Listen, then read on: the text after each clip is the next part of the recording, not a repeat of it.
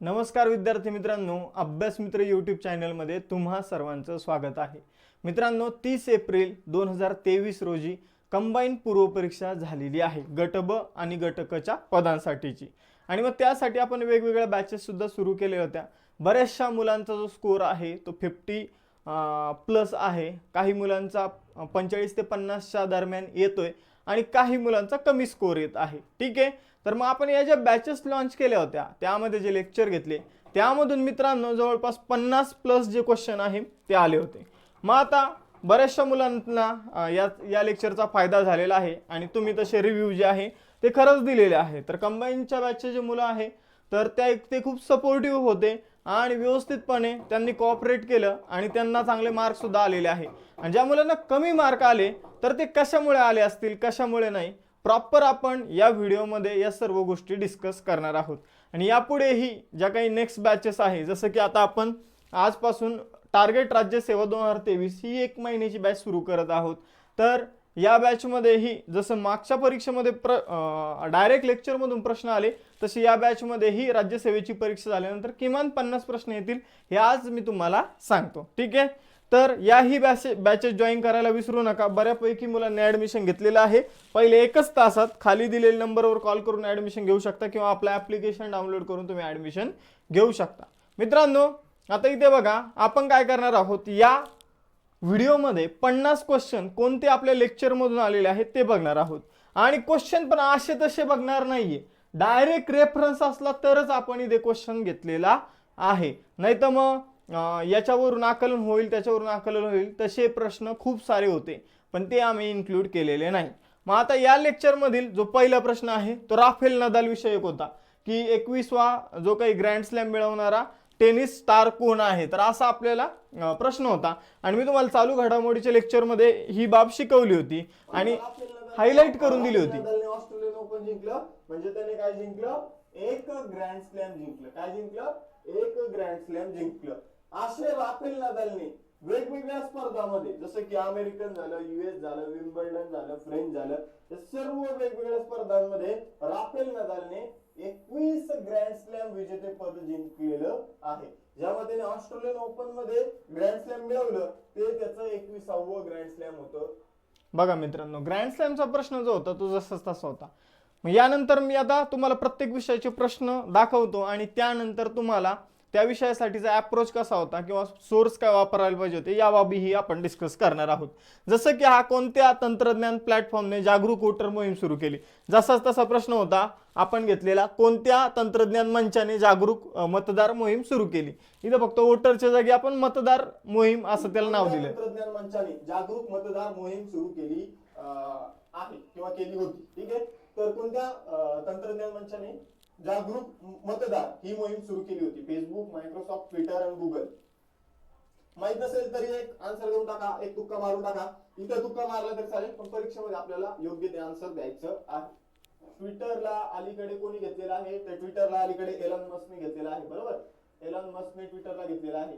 गुगलचे सीईओ कोण आहे? तर गुगलचे सीईओ आहे सुंदर पिचाई. कोण आहे? सुंदर पिचाई. त्यानंतर मायक्रोसॉफ्ट आणि फेसबुकचे सीईओ कोणी सांगा? फेसबुकचे तर खूप प्रसिद्ध आहे.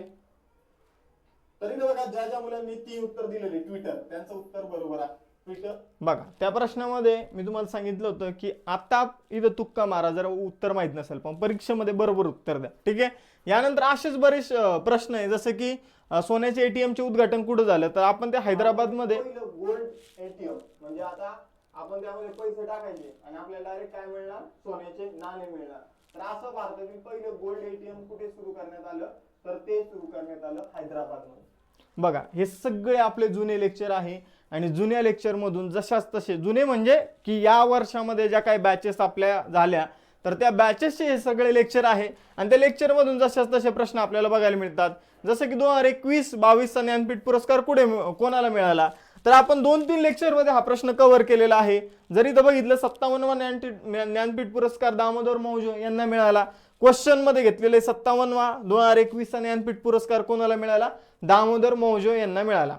आता बघा पुढील प्रश्न, कोणती संस्था annual status of education report म्हणजे असेर अहवाल जो आहे तो जाहीर करते किंवा प्रकाशित करते?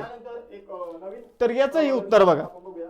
जुनाच अहवाल आहे, पण याविषयी आपल्याला अभ्यास करणं गरजेचं आहे. तर असर अहवाल खालील असर अहवालाबाबत खालील विधानांचा विचार करा.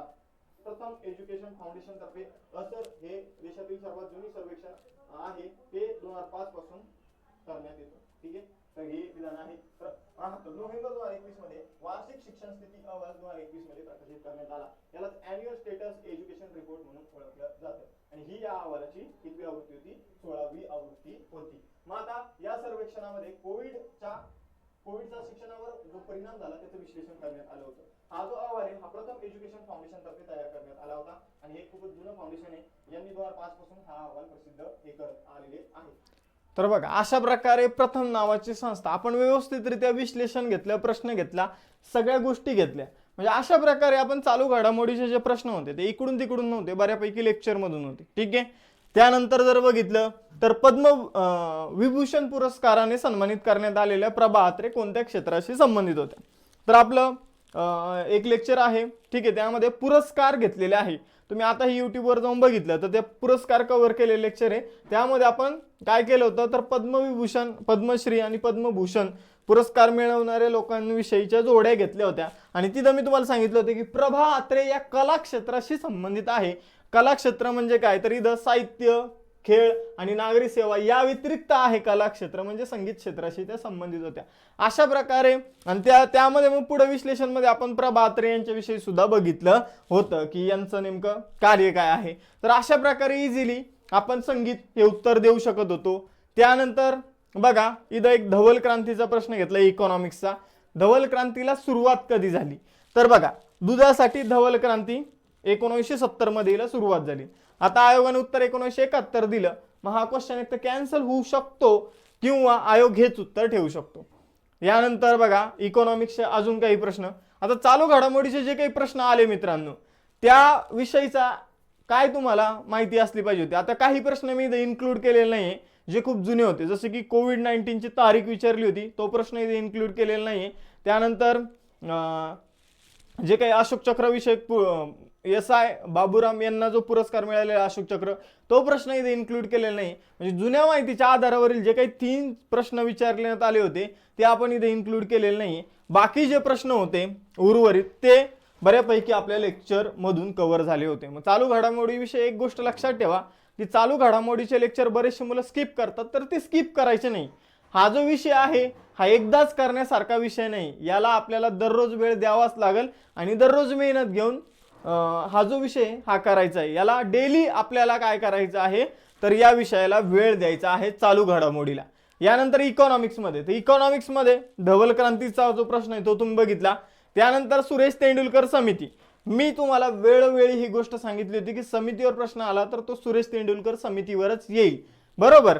आणि प्रश्न सुद्धा आला, सुरेश तेंडुलकर समितीची जी काही आकडेवारी आहे 2400 आणि 2100 कॅलरीसाठी किती पैसे लागतात, तर तोच प्रश्न होता बघा. ठीक आहे, प्रश्न काही जास्त बाहेरचे नव्हते. राजकोषीय धोरण आणि मौद्रिक धोरण यामधला ज्यांना डिफरन्स माहित होता तर त्यांना इझिली या प्रश्नाचं उत्तर देता आलं असतं. आपण व्यवस्थितपणे डिफरन्स सुद्धा शिकलेलो आहोत मॉनिटरी पॉलिसी आणि फिस्कल पॉलिसी मधला. आणि जे काही आपण परीक्षेच्या शेवटी PYQ चे लेक्चर घेतले होते त्यामध्येही मी तुम्हाला राजकोषीय धोरण काय असतं हे व्यवस्थितरित्या समजून सांगितलं होतं. त्यामुळे इथं जे उत्तर आहे ते तुम्हाला आणि क हे देणं अपेक्षित होतं. इथंही तुम्ही या स्लाइड मध्ये जर बघितलं तर कर आणि खर्चाशी निगडीत असणारं धोरण म्हणजे राजकोषीय धोरण. मग इझिली तुम्ही इथं काय करू शकत होता, उत्तर काढू शकत होता. यानंतर पुढे जाऊया, मानव विकास निर्देशांक याचे जे आयाम आहे त्यावर आपल्याला प्रश्न आला होता. 3 आयाम, हेल्थ, एज्युकेशन, लिव्हिंग स्टँडर्ड, यामध्ये उत्पन्न येणार नव्हतं. म्हणजे अशा प्रकारे इकॉनॉमिक्सचे जे प्रश्न होतात ते लेक्चर मधूनच होते. आपण हा प्रश्न जो होता हा इकॉनॉमिक्सच्या लेक्चर मध्ये सुद्धा अभ्यासला होता आणि जे परीक्षेच्या आधी इकोचं आपण PYQचं मॅरेथॉन लेक्चर घेतलं त्यामध्ये हा योजनाचा जो प्रश्न आहे तो आपण कव्हर केला होता. तर इथं जर आपण बघितलं संपूर्ण ग्रामीण रोजगार योजना, त्याचबरोबर स्वर्ण जयंती ग्राम स्वरोजगार योजना, तर स्वर्ण जयंती शहरी रोजगार योजना 1997, ग्राम स्वरोजगार योजना 1999 आणि मग अशा. आणि पुढे मी तुम्हाला पंचवार्षिक योजना शिकवताना हे सुद्धा सांगितलं होतं संपूर्ण ग्रामीण रोजगार योजनेविषयी. तर आणि त्याचबरोबर आपण PYQ चे जे लेक्चर आहे युट्यूबवर त्यामध्ये सुद्धा हा प्रश्न कव्हर केलेला आहे मित्रांनो. यानंतर पुढे जाऊया, बघा वित्तीय जबाबदारी म्हणजे जो काही FRBM ऍक्ट आहे त्यावर प्रश्न येणार, मी तुम्हाला सांगितलं होतं आणि प्रश्न आला. ठीक आहे, तर राजकोषीय तूट कमी करण्यासाठी हा कायदा होता. इथं यांनी महसुली तुटीवर प्रश्न विचारला होता. तर इथं बघा, मार्च 2009 पर्यंत महसूल तूट शून्यावर आणणं, म्हणजे इथं आपल्याला काय करायचं होतं, तर महसूल तूट दूर करण्यासाठी योग्य उपाययोजना करणं अपेक्षित होतं. कोणत्या वर्षापर्यंत, तर 2009 पर्यंत, म्हणजे 2008-9 याचं उत्तर तुम्हाला देणं अपेक्षित होतं. यानंतर पुढे जाऊया. बघा, देशातील पैसा कसा मोजला जातो. आपण एकदम व्यवस्थित डायग्राम बनवून हा टॉपिक शिकलो होतो की M0, M1, M2, M3. M3 म्हणजे विस्तृत पैसा, त्यानंतर M1 म्हणजे संकुचित पैसा, M0 म्हणजे संचित पैसा, पायाभूत पैसा. तर अशा प्रकारच्या संकल्पना आपण शिकलो होतो. आणि M3 मध्ये कोणकोणत्या गोष्टी येतात, तर M1, M2 आणि M3 मध्ये M1 आणि M2 मध्ये येणाऱ्या गोष्टी M3 मध्ये येतातच. M3 मध्ये 1 वर्षापेक्षा जास्त कालावधीसाठी मुदत ठेवी ज्या असतात FD त्या सुद्धा येतात. आणि M0 मधील लोकांजवळील चलनी नोटा वनानी आणि RBI मधील इतर ठेवी, एवढ्या गोष्टी येतात. ज्या पोस्टाच्या ठेवी आहेत ते L1, L2, L3 मध्ये येतात. हे आपण बघितलं होतं. मग इथं तुम्हाला हा प्रश्न व्यवस्थितपणे तुम्हाला याचं उत्तर द्यायचंच होतं. यानंतर पुढे जाऊया. बघा, जो संविधान परिषदेच्या कार्यसंबंधित प्रश्न होता, तर हर्षली मॅडमने तुम्हाला व्यवस्थितपणे यावेळी पॉलिटी विषय दरवेळी मी शिकवायचो, पण यावेळी हा विषय त्यांनी घेतला आणि त्यांनी सुद्धा व्यवस्थितपणे तुम्हाला या विषयातील जे प्रश्न आहे ते त्यांच्या बऱ्याचशा लेक्चरमध्ये कव्हर झालेले आहे. तर इथं जर बघितलं तर कामकाज प्रक्रिया नियम समिती, राजेंद्र प्रसाद उत्तर आहे. यानंतर जर बघितलं तर बघा, जे कलम आहे ते प्रॉपर तुम्हाला चार्ट वाईज करून शिकवण्यात आलेले आहे. त्यामुळं मार्गदर्शक तत्वाचे जे काही कलम होते ते आपण लेक्चरमध्ये शिकवलं होतं आणि ते शिकवल्यामधूनच ते जे आहे ते आलं होतं. ठीक आहे, त्यानंतर बघा, जे काही महान्यायवादी आणि महाधिवक्ता, तर ज्या गोष्टींचा कंपेअर करून अभ्यास केला जाऊ शकतो त्या गोष्टी कंपेअर करून आम्ही तुम्हाला शिकवण्याचा प्रयत्न केला होता. नॉर्मली अशी जस्ट नावं टाकून किंवा डायरेक्ट हाताने लिहून वगैरे अशा गोष्टी केल्या नाही. कारण कसं असतं की विषय जर आपण बघितले की MPSCचे विषय जे आहे ते खूप मोठमोठे आहे आणि ते शिकताना कधी कधी माणसाला बोर पण होऊन जातं. त्यामुळे प्रॉपर स्लाइड बनवून अगदी 5-5, 6-6 तास या स्लाइडला आम्ही काय केलेलं आहे, तर एक लेक्चरची स्लाइड बनवण्यासाठी लावलेले आहे तिथं. आणि इथं जर बघितलं तर अशा प्रकारे या स्लाइड बनवून आम्ही तुम्हाला शिकवलेलं आहे. इकॉनॉमिक्स असू द्या किंवा पॉलिटी असू द्या, तर अशा प्रकारे आपण घेतलं होतं कंपॅरिझन. आणि मग इथं जर बघितलं तर महाधिवक्त्याची नियुक्ती राष्ट्रपती करतात, इथं नियुक्ती राज्यपाल करतात. सिंपल. तर अशा प्रकारे आपण उत्तर देऊ शकत होतो. त्यानंतर उच्च न्यायालयाचं सुद्धा सेम कंपॅरिझन करून घेतलं. आणि इथं विधान कोणतं चुकीचं होतं, तर राज्याचे राज्यपाल उच्च न्यायालयाच्या न्यायाधीशांची नियुक्ती करतात. तर नियुक्ती करण्याचा जो अधिकार असतो तो राष्ट्रपतींना असतो. आणि हे सुद्धा आपण इथे व्यवस्थितपणे यांचं कंपॅरिझन करून शिकवलेलं आहे. यानंतर मित्रांनो, पंचायत राजचे 2 प्रश्न होते. माझं युट्यूबवरील लेक्चर ओपन करून बघा, दोन्ही प्रश्न त्यामध्ये कव्हर होतात. पंचायत राज दिवस 24 एप्रिलला साजरा करण्यात येतो, इथं मी तुम्हाला सांगितलेलं आहे. आणि त्यानंतर जे काही सरपंच आहे त्याची कार्य कोणती आहे, तर हे सुद्धा मी तुम्हाला शिकवलेलं आहे, सरपंचाची कार्य. म्हणजे अशा प्रकारे पंचायत राजचे दोन्ही प्रश्न माझ्या फक्त युट्यूबच्या लेक्चरमधूनच कव्हर झालेले आहे. त्यानंतर जर बघितलं तर इथं कोणती जोडी अयोग्य आहे, परत कलमांवर प्रश्न आला होता. कलम 21 बरोबर, स्वातंत्र्याचा, जीवित आणि व्यक्तिगत स्वातंत्र्याचा हक्क, आणि हे तुम्हाला व्यवस्थितपणे शिकवलेलं आहे. त्यानंतर बघा, इथं परत कलमांवर प्रश्न, निवडणूक आयोग आणि त्याचा भाग कोणता, त्याचं कलम कोणतं. सिंपल, आपल्याला भाग 15 आणि कलम 324 निवडायचं होतं. त्यानंतर विधान परिषदेवरील प्रश्न बघा, देशात बिहार, कर्नाटक, महाराष्ट्र, उत्तर प्रदेश, आंध्र प्रदेश आणि तेलंगणा या राज्यातच फक्त द्विगृही विधिमंडळ आहे, म्हणजे या राज्यातच विधान परिषद आहे, उर्वरित राज्यामध्ये विधान परिषद नाही. मग आपल्याला कुठे विधान परिषद नाही असं विचारलं होतं, मग त्याचं उत्तर केरळ आणि राजस्थान हे द्यायचं होतं. ठीक आहे, आता बघा हा प्रश्न आपण बघितला. तर मला इथं तुम्हाला सांगायचं काय आहे की बाबा, आता काही मुलं म्हणतात की हे जे प्रश्न आहे हे रेफरन्स बुक मधूनच येतात. खरंच प्रश्न जे असतात ते रेफरन्स बुक मधूनच येतात, पण रेफरन्स बुक किती आणि कोणते यूज करायचे हे सुद्धा महत्त्वाचे आहे. चालू घडामोडीचे प्रश्न रेफरन्स बुक मधून येतात, पण या वर्षीच्या आयोगाच्या पेपरमध्ये विचारण्यात आलेले प्रश्न कोणीही एका रेफरन्स बुक मधून आलेले नाही. रेफरन्स बुक आम्ही कधीच एक यूज करत नाही किंवा कोणताही टीचर एक यूज करत नाही आमच्यातला. ठीक आहे, बाकीचे सुद्धा बरेचसे टीचर आहे जे वेगवेगळे रेफरन्स यूज करून तुम्हाला शिकवत असतील, पण मित्रांनो इथं काय होतं की समजा चालू घडामोडीसाठी तुम्ही एकच रेफरन्स वापरला तर तुमचं मार्क तितके येणार नाही. पण आपण चालू घडामोडीसाठी आपल्या महाराष्ट्रातील जे काही रेफरन्स बुक आहे, पेपर आहे, न्यूजपेपर, त्यानंतर जे काही हिंदी जे करंट अफेअर्सचे जे काही आपल्याला मासिक मिळालेलं आहे, त्याचबरोबर इंग्रजीतले जे काही न्यूजपेपर आहे, या सगळ्या गोष्टींचा विचार करून आम्ही ते लेक्चर बनवले होते आणि त्याचा बऱ्यापैकी मुलांना फायदा झालेला आहे. बऱ्याचशा कमेंट वाचल्या की तुमच्याच लेक्चरमधून प्रश्न आले. लेक्चरमधून प्रश्न येणं म्हणजे ते संदर्भ पुस्तकातीलच असतात, पण आम्ही या शेवटच्या काही महिन्यांच्या कालावधीमध्ये कोणत्या गोष्टी यूज करायच्या आणि कोणत्या गोष्टी यूज नाही करायच्या याबाबत प्रॉपर मार्गदर्शन करतो आणि मुलांना शिकवतो. नाही तर काही नकारात्मक माइंडसेटचे काही लोक असतात आणि त्यांना कसं असतं की हे इतके कमी पैसे देतात, ह्या गोष्टी सहन होत नाही. मग त्यामुळं काय करतात तर ते अशा प्रकारे आज मी सकाळी एक व्हिडिओ टाकला तर त्यामध्ये नकारात्मक दृष्टिकोन असतो तो त्यांचा लपलेला दिसतो. वेगवेगळ्या कमेंट करणं किंवा या कमेंटकडे आम्ही दुर्लक्ष करणार आहोत आणि तुम्ही सुद्धा अशा व्यक्तींच्या कमेंटला वर लक्ष देत जाऊ नका. ठीक आहे, आम्ही तुम्हाला नेहमी तुमच्यासाठी अशा गोष्टी करत जाऊ आणि तुम्हालाही त्याचा फायदा होणार आहे. ठीक आहे, बघा महाराष्ट्रात दख्खनच्या पठारावर ग्रामीण भागात घर बांधण्यासाठी कोणता खडक? तर पठारी भाग व्यवस्थितपणे शिकलो, सगळ्याच मुलांना हा क्वेश्चन आला असेल. यानंतर भारतातील कोणते शहर भारतीय शासनाच्या स्वच्छ क्रमवारीत सलग 3 वेळा स्वच्छ शहर म्हणून घोषित केलं? या सर्व गोष्टी पीपीटी मध्ये इथं लिहिलेलं आहे की इंदोर शहर हे सलग 6व्यांदा काय सर्वात स्वच्छ शहर ठरलेलं आहे. बघा, इंदोर शहर सलग 6व्यांदा सगळ्यात स्वच्छ शहर ठरलेलं आहे. तर या गोष्टी हा सुद्धा करंटशी रिलेटेड प्रश्न होता आणि तो सुद्धा आपला कव्हर झाला होता. अजून मी तुम्हाला सांगितलं की ते 7 स्टार कचरा मुक्त शहर आहे, 7 स्टार गार्बेज फ्री सिटी कोणतं आहे? इंदोर आहे. आणि त्याचबरोबर मग ते कॅटेगरी होती 1 लाखापेक्षा जास्त लोकसंख्या असलेल्या शहरांमध्ये इंदोर होतं. मग अशा प्रकारे आपण कॅटेगरी वाईज सुद्धा शिकवलेलं होतं. मग यानंतर इथं बघा जोडी लावायचा प्रश्न आहे, तर परीक्षेचे 1-2 दिवस आधीच आपण PYQ मधून या गोष्टी कव्हर केल्या होत्या. इथं बघा सेम तसाच प्रश्न होता, चोला, फेकरी, पारस, त्यानंतर काही एक्स्ट्रा मी तुम्हाला सांगितले होते जसं की परळी औष्णिक विद्युत केंद्र बीडमध्ये, एकलहरी नाशिकमध्ये, दुर्गापूर आणि बल्लारपूर चंद्रपूरमध्ये, कोराडी खापरखेडा नागपूरमध्ये आणि सेम तसाच प्रश्न आला होता. यानंतर बघा जी काही आपल्या लोकसंख्येची घनता, तर लोकसंख्येची घनता आपण एक वेगळ्या पद्धतीने अभ्यासली होती. भारताला घेतलं, महाराष्ट्राला घेतलं आणि दोन्हीचे कम्पेअर केले आणि कम्पेअर करून आपण लोकसंख्येच्या घनतेचा जो आहे तो अभ्यास केला होता. मग यामध्ये यावरून आपल्याला हा प्रश्न सॉल्व्ह करायचा होता.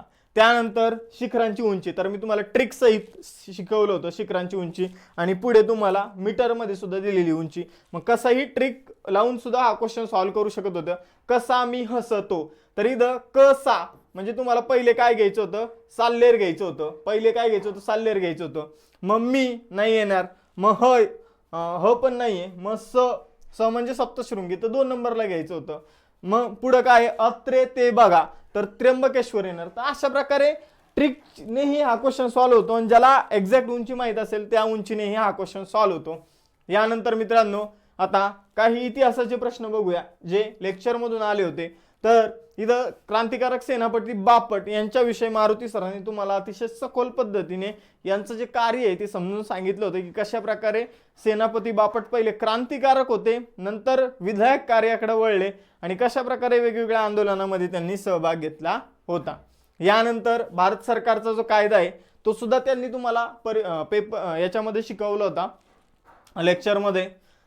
यावर प्रश्न होता बघा, भारत सरकारचा जो कायदा आहे तो का आला होता, तर त्याची काही पार्श्वभूमी होती. तर हा जो प्रश्न होता हा प्रश्न समजून घेण्या अगोदर तुम्हाला 1919 अगोदर घडलेल्या ज्या घटना आहे त्या जर माहीत असल्या तर तुम्हाला हा प्रश्न इझिली सोडवता आला असता. आणि तुम्ही मारुती सरांचा लेक्चर बघितलंच असेल, 1919च्या आधी त्यांनी जे काही व्यवस्थितपणे सिलेबस कव्हर केलेला आहे त्यावरून तुम्हाला हा प्रश्न इझिली सोडवता येत होता.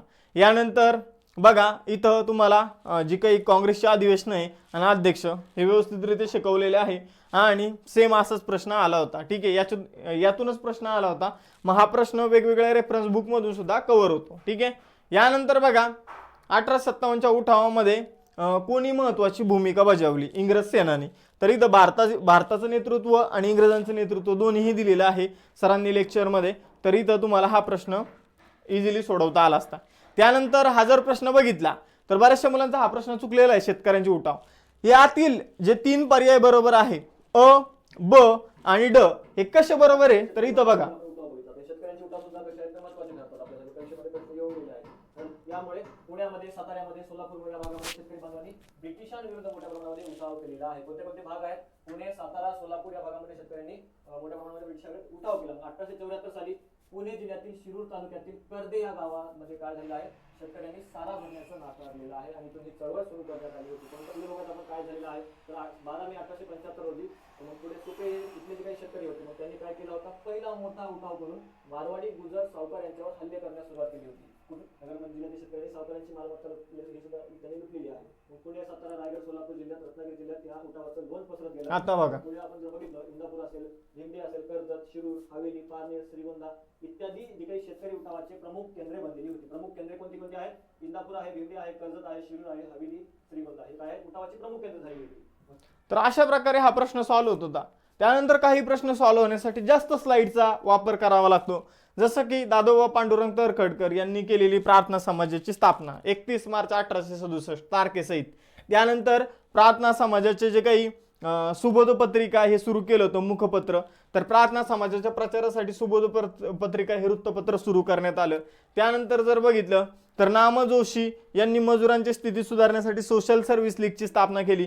तर इथं बघा, नाम जोशी सोशल सर्व्हिस लीग आणि मजुरांसाठी यांनी काय केलं होतं? प्रार्थना समाजाने रात्रशाळा सुरू केली होती. पण इथं जी आहे तर इथं महाविद्यालय दिलं, त्यामुळे हे जे विधान होतं हे चुकीचं होतं. म्हणजे अशा प्रकारे प्रत्येक पॉईंट जो आहे तो आपण कव्हर केला होता. आता सायन्सचा जो पेपर आहे, सायन्सचे प्रश्न बऱ्याचशा मुलांना कळलेच नाही. आणि जी आपण पुस्तक वाचतो सायन्सचे, तर ते जे पुस्तकांचे बरेचसे लेखक आहे तर त्यांच्या सुद्धा पुस्तकातून जे काही प्रश्न आले होते ते बऱ्यापैकी आलेच नव्हते. ठीक आहे, मग सायन्सचे जे क्वेश्चन होते तर ते खूप वेगळे क्वेश्चन होते. सायन्सच्या क्वेश्चनसाठी मी तुम्हाला सोर्स सांगतो. आयोगाने जो वापरलेला सोर्स आहे तो 11वी आणि 12वीचं जे काही आपलं महाराष्ट्र शासनाचं आणि NCERTचे पुस्तक आहे, आयोगाने त्याचा वापर केला होता. काही जे प्रश्न होते ते आले होते ते मी तुम्हाला सांगतो. डांग्या खोकला कोणत्या जीवाणूच्या संसर्गामुळे होतो? तर हिमोफिलिस, इथं पेरिटिसिस म्हणून तुम्हाला आम्ही शिकवलं होतं. मग पेरिटिसिस कुठं होतं हे तुम्हाला ओळखायचं होतं. मग 3 ऑप्शनमध्ये पेरिटिसिस नाही, दुसऱ्याच ऑप्शनमध्ये दुसरं ऑप्शन याचं उत्तर होतं. बघा पुढे जाऊन जे कोणतं जीवनसत्व अँटीऑक्सिडंट म्हणून काम करतं असं तुम्हाला विचारण्यात आलं होतं. ठीक आहे, तरी तर बघा अँटीऑक्सिडंट म्हणून काम करणारं जे जीवनसत्व आहे ते ई जीवनसत्व आहे. यानंतर जर बघितलं तर तापमानातील प्रत्येक 1 सेकंदाला 1 सेल्सिअस वाढीसाठी हवेतील ध्वनीचा वेग डॅश सेमी सेकंदामध्ये वाढतो. तर इथं ध्वनी आणि जे काही तापमान आहे यांचं रिलेशन काय आणि ध्वनीचा वेग कशा प्रकारे वाढतो, तर इथं यावरची गणितं जी आहे ती मॅडमनी घेतली होती. यानंतर सेम विद्युतरोध आणि त्याचबरोबर विभवांतर यांचं रिलेशन काय हे सुद्धा तुम्हाला त्यांनी शिकवलं होतं. यानंतर बघा आता जे काही कशाचे गणित आणि बुद्धिमत्ताचे प्रश्न आहे तर ते कशा प्रकारे आले बघा. इथं तुम्हाला ही डायग्राम दिसती, सेम अशी डायग्राम आहे, फक्त इथं पर्याय वेगवेगळे आहे. ठीक आहे, यानंतर वेन आकृतीचा हा प्रश्न होता. यानंतर बैठक व्यवस्था सेम रचना आहे. इथं तुम्हाला काय विचारलेलं आहे तर जीच्या उजवीकडे कोण आहे, तर सेम वेन आकृतीचे जे क्वेश्चन सॉल्व्ह करून घेतले होते तशाच टाईपचे क्वेश्चन आले होते. यानंतर तुम्हाला बघा, जर 2016 या वर्षी आंतरराष्ट्रीय योगा दिन मंगळवारी असेल आणि त्याच वर्षी राष्ट्रीय विज्ञान दिन असेल, मग आता अशाच प्रकारचे प्रश्न एका वर्षी महात्मा गांधींची जयंती बुधवारी असेल आणि त्याच वर्षी महाराष्ट्र दिन कधी होता, तर अशा टाईपच्या प्रश्नामध्ये कसं असतं की हा कॅलेंडरशी संबंधित प्रश्न होता. पण आपल्याला काय माहित असलं पाहिजे तर एक्झॅक्ट तारखा माहित असल्या पाहिजे. 2 ऑक्टोबरला महात्मा गांधीची जयंती, 1 मेला महाराष्ट्र दिन, सेम आपल्याला युवा दिन आणि इथं हे माहित असलं योगा दिन आणि राष्ट्रीय विज्ञान दिन यांची तारखा माहित असत्या तर आपण या प्रश्नाचं उत्तर तुम्हाला काढता आलं असतं. आणि इथं तुम्हाला हे प्रॉपररित्या शिकवण्यात आलं होतं की कशा टाईपचे क्वेश्चन येतो आणि तुम्हाला कशा टाईपचं उत्तर द्यायचं आहे. त्यानंतर जो सिलोगिझमचा प्रश्न होता तर बघा सेम 2 विधानं घेऊन शिकवलं होतं आणि 2 अनुमाने होती आणि खाली उत्तर होतं. ठीक आहे, सेम 2 विधानांचं इथं तुम्हाला दिलेलं आहे, 2 अनुमाने दिलेले आहे आणि खाली तुम्हाला उत्तर काढायचं होतं. 2 अयोग्य होते हे आपण बघितलेलं आहे. तर अशाच प्रकारचा सेम प्रश्न.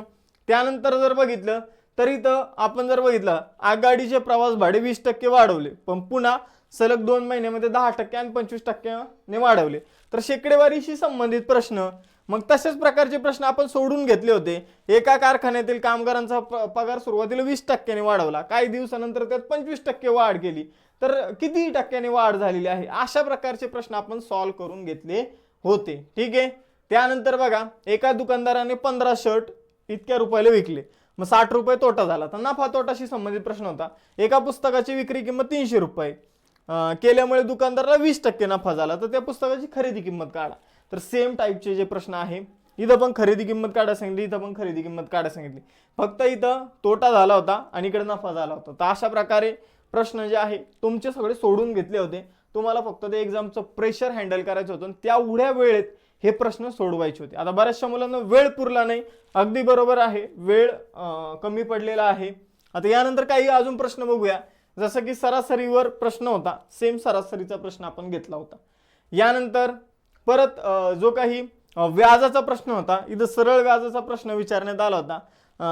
मग आपण ते सेम तसाच प्रश्न जो आहे तो घेतला होता, पण आपण सरळ व्याजासोबतच इथं चक्रवाढ व्याजानेही तो शिकवला होता.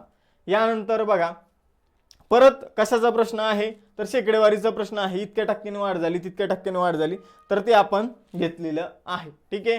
त्यानंतर बघा, 3 व्यक्तीच्या आजच्या वयाची बेरीज 72, 2 भावाच्या वयाची बेरीज 36 व 7 वर्षापूर्वी त्यांच्या वयाचे गुणोत्तर 4:6 आणि 6:7 असे होते, तर त्यांचे आजचे वय, तर त्यांच्या वयातील अंतर 10 वर्षाचे असेल. फक्त इथं तुम्हाला रेशो नाही दिला आणि त्यांचे आजचे वय काढायला सांगितले. तर अशा प्रकारचे प्रश्न जे आहे ते शिकून झाले होते. तुम्हाला फक्त काय करायचं होतं, व्यवस्थितपणे टाइम मॅनेजमेंट करून सोडवायचे होते. आता बघा, सेम आईच्या वयाचं वय, याच्या अंकिताच्या आईचे वय तिच्या वयाच्या 2.5 पट आहे, तिच्या भावाचे वयाच्या 4 पट आहे. मग सेम असा प्रश्न आपण घेतला होता. 6 वर्षापूर्वी बापाचे वय मुलाच्या वयाच्या 5 पट होते, 4 वर्षाने बापाचे वय मुलाच्या वयाच्या 30 पट झाले. तर असा सुद्धा प्रश्न आपण सॉल्व्ह करून घेतलेला आहे. आणि हे काही एक्स्ट्रा प्रश्न, आता 50 प्रश्न ऑलरेडी आपले झाले. हे काही जुने लेक्चर आहे, त्यामधून काही प्रश्न होते, जसं की अंकमालिका विषयी जे प्रश्न होते, त्यानंतर दिशाज्ञान चाचणीवर प्रश्न होता.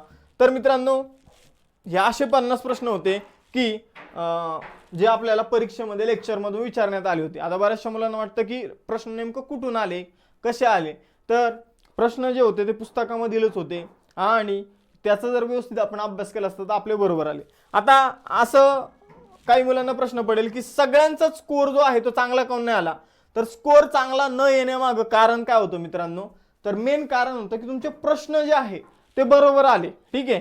हे जे 50 प्रश्न आहे यातले बरेच मॅक्सिमम 40+ क्वेश्चन बरोबर आले, पण तुम्ही अटेम्प्ट वाढवायला गेले आणि जेव्हा तुम्ही अटेम्प्ट वाढवायला जाता तेव्हा तुमचे बरोबर आलेल्या प्रश्नातूनही मायनस झाले. आणि हेच या परीक्षेमध्ये झालं होतं. तुमचे बऱ्यापैकी जेवढं आपण लेक्चरमध्ये कव्हर केलं, मी तुम्हाला पहिलेच सांगितलं होतं की 50 प्रश्न किमान येणार, 50 प्रश्न आले, पण आपला प्रॉब्लेम कुठं झाला की जे येत नव्हतं आपण ते सॉल्व्ह करायला गेलो आणि तिथं आपण कमी पडलो. मी बऱ्याचशा मुलांशी डिस्कस केलं, बऱ्याचशा मुलांनी मला सांगितलं की नेमकं काय झालं, आणि मग त्यावरून मी तुम्हाला हे सांगत आहे. ठीक आहे. तर अभ्यास मित्राचे जे काही विद्यार्थी आहे किंवा टेलिग्रामवर जे काही विद्यार्थी मला बघायला मिळतात, तर त्यांच्याशी डिस्कस केल्यानंतर हे जो प्राथमिक अंदाज आहे ते आपण काढलेले आहे. उद्या किंवा परवा आपण प्रॉपर कट ऑफचा जो व्हिडिओ आहे तो सुद्धा तुमच्यापर्यंत घेऊन येऊया. कट ऑफ हा इतक्या लवकर काढता येत नसतो, कारण त्यासाठी मुलांकडून आकडेवारी जमा करावं लागतं आणि एक ॲव्हरेज घ्यावं लागतं की 2000 मुलांनी इथं काय दिलेलं आहे, पोल दिलेला आहे 2000 किंवा 3000. मग यावरून आपण असं सांगू शकतो की एक ॲव्हरेज या रेंजमध्ये असेल. जे लोक काल आणि आज कट ऑफवर लेक्चर घेतलेले आहे, कदाचित त्यांनी आकडेवारी व्यवस्थित गोळा केलेली नाही किंवा विद्यार्थ्यांची दिशाभूल कुठे ना कुठे ते करत आहे प्रसिद्धी मिळवण्याकरता. तर त्यावर फोकस नका देऊ मित्रांनो, आणि हे डिस्कशन सुद्धा थांबवा की कट ऑफ किती लागेल, काय लागेल. सरळ तुम्हाला जर एक 35 ते 40च्या पुढे जर मार्क असतील, 40च्या, तर तुम्हाला अभ्यासाला लागायला पाहिजे. ठीक आहे. तुमच्या कास्टनुसार मी ओपनचं बोलतो, ओपनमध्ये जर 40च्या पुढे जर मार्क असतील तर अभ्यासाला लागा. ठीक आहे. कारण आणि जर राज्यसेवेची पूर्वपरीक्षा देणार असेल तर तुम्हाला GSचा अभ्यास जो आहे तो करायचा आहे, कारण आपला जो मेन्सचा पेपर असणार आहे त्यामध्ये सुद्धा दुसरा पेपर जो असणार आहे तो GSचाच असणार आहे. त्यामुळे कुठे ना कुठे तुम्हाला फायदा होणारच आहे. ठीक आहे. तर आपण राज्यसेवेची बॅच सुद्धा आजपासून सुरू करत आहोत. ज्यांना जॉईन करायचे असेल त्यांनी करा. आणि आपण मुख्य परीक्षेची बॅच सुद्धा सुरू करणार आहोत. कमीच फीमध्ये असणार आहे. तुम्हाला प्रत्येक विषयासाठी 4-4 आणि 5-5 हजार फी द्यायची गरज नाही. ठीक आहे. आणि जे कोणी नकारात्मक कमेंट करत असतात तर त्यांच्याकडे तुम्ही लक्ष देत जाऊ नका. त्यांना रिप्लाय देण्याच्या नादात राहू नका, कारण कुणीतरी त्यांना पाठवलेलं असतं आणि पाठवलेले जे लोक आहे ते बोलण्यामध्ये आपल्याला ऐकणार नाही. त्यामुळे यांच्या नादी लागायचं नाही. यांची तिथंच हार होणार आहे. तर अशा प्रकारे आज आपण इथे थांबूया. येणाऱ्या परीक्षेमध्येही अशाच प्रकारचे जे प्रश्न आहे ते आपल्या लेक्चरमधून येणार आहे, कारण मॅक्सिमम कंटेंट कव्हर करण्यावर आपण भर दिलेला आहे आणि तो कंटेंट इथं तो जो सर्व सिलेबस आहे तो इथं आपल्याला कव्हर होताना दिसतो. राज्यसेवेचं सुद्धा असाच एक व्हिडिओ येईल. तो व्हिडिओ परीक्षा झाल्यानंतर 4 तारखेला झाली की एक 7-8 तारखेपर्यंत तुमच्या समोर व्हिडिओ येऊन जाईल. तर थांबूया मित्रांनो. तुम्ही लेक्चर पूर्ण बघितल्याबद्दल तुमचं खूप खूप धन्यवाद. ठीक आहे. जसं मुलांना पास झाल्यानंतर आनंद होतो किंवा तसं आम्हालाही आमचे शिकवण्यामधून जेव्हा प्रश्न येतात त्यामुळे आम्हाला आनंद होतो आणि त्यामुळे आम्ही अशा प्रकारचे जे व्हिडिओ आहे तो आणत असतो. यामागं कोणताही गैरसमज वगैरे करत जाऊ नका. आणि तुमचा सपोर्ट आम्हाला असाच राहील भविष्यामध्ये अशी आशा आहे. इथे थांबूया मित्रांनो. खूप खूप धन्यवाद. भेटूया नेक्स्ट लेक्चरमध्ये.